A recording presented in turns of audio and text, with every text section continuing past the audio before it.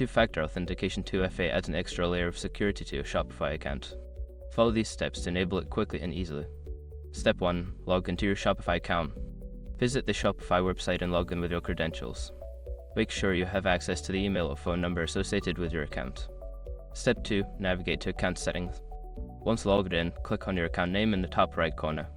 From the drop-down menu, select Account to access your account settings. Step 3. Find two-factor authentication. In the account settings, look for the Security section. Here, you will find the option for two-factor authentication. Click on it to proceed. Step 4. Choose your authentication method. You will be prompted to choose how you want to receive your authentication codes. Options typically include using an authentication app or receiving codes via SMS. Select your preferred method. Step 5. Follow the setup instructions. Follow the on-screen instructions to complete the setup. If you chose an authentication app, scan the QR code provided. If using SMS, enter your phone number and verify it with the code sent to you.